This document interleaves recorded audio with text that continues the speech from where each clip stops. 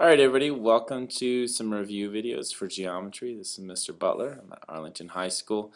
We're going to be going over some exercises and concepts that we've learned in chapter 6. The first one we're going to do is just the general properties and attributes of polygons. So polygons is the word for the video. Let's start with this first one. It says, tell whether the figure is a polygon. Is it or is it not? That's the general question. If it is a polygon, name it by its number of sides. Well, it says so here that this one is. Yes, it is. Why? Because it's a plane figure that's closed. In other words, there's no openings. And it's closed by attaching endpoints. It doesn't attach points on it that are not endpoints. What would it look like if something was attached at not an endpoint? Well, if you had like an hourglass looking thing here, this point right here is not necessarily an endpoint because it's also in the middle between these 2 points as well. So in order for it to be closed in an endpoint, it can have pieces bent in, but it doesn't, or sides bent in, making it concave, which we'll go over more in just a second. But it doesn't have to be concave or convex or regular, irregular. It's just got to be closed, and it has to intersect at endpoints, and that makes it a polygon. Well, oh, and it's got to be line segments, not curves, straight lines. So let's look at this one, number 5. What's the problem with it? Boom, you saw it. It's open. Therefore, no, it's not. Number 6, is it? Yes, it is. It's got 3 sides, a 3-sided figure we call a triangle. Sometimes they say trigon too, but now we start getting picky on verbiage. Alright, this last one, is it a polygon? Is it closed? Yes, check. Is it all segments? Yes, check. Are they only connected at endpoints? Yes. Let's see how many sides we have. 1, 2, 3, 4, 5, 6, 7, 8, 9, 10, 11, 12. So we got 12 sides. It's a 12-gon. But we actually have a name for that we've learned. Dodecagon.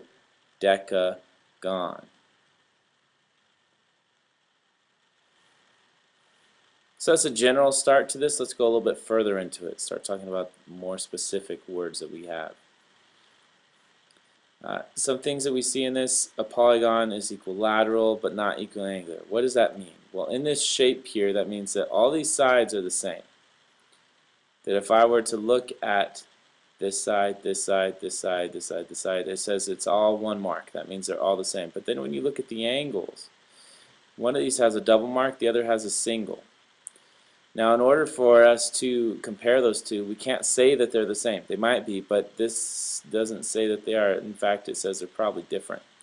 Then that means it's not regular. Whoa, that's a big marker. It's not regular. In fact, it's irregular because we got angles that aren't matching.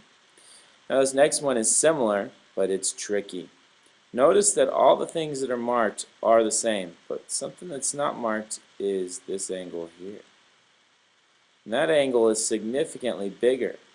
I mean, if I were to even guess at these angles in the corners, they could be, I don't know, 40 degrees, 30 degrees maybe. But this one right here is over 90. It's an obtuse angle. It's huge. In fact, it's over 180. It's gargantuan. So because of those angles, there's 5 of these. It is not. No. It's irregular. And we're going to come back to it to determine whether it's concave or convex in a minute. Looking at this next shape, it's a rectangle. We got 4 right angles in it. But if you look across, even though the opposite sides are congruent, all 4 of them would have to be congruent for it to be regular. This one's not regular either. It would be irregular. Well, if we have 2 irregulars in a row, it makes sense to give you a little bit of variety. This last one is regular, but why? Why is it why is it just regular? Take a second and guess. If you know, say it in your head, say it out loud if you wish. All the sides are congruent.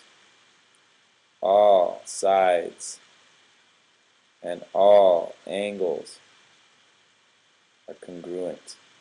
Therefore, it's regular. Now let's address the idea of concavity. Is it concave in or convex, which would be like concave out, I guess you could say. So concave in, what we're looking at, is for things that look like they're pushed in from one side to another. Another way to think about it is if I connect two lines on a diagonal, or two vertices on a diagonal, that I would travel outside the figure. So if you notice this, I have a line, but it went outside the figure. So figures that could happen to would be concave. So then that's interesting because as I look at this other stuff, I mean, this one, is it actually concave, convex? I don't know. It's hard to tell. But a lot of it comes because as soon as I take this diagonal and try to connect to this diagonal, I went outside the shape. So let's compare these two things real quick.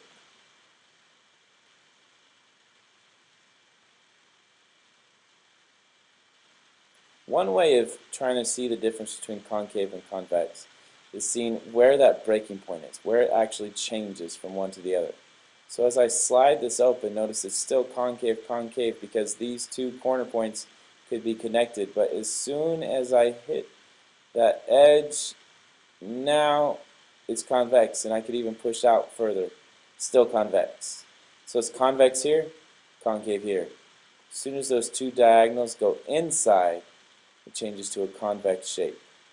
So that's the difference. Concave, convex. Concave, convex. Convex, concave. Alright, let's look at some more.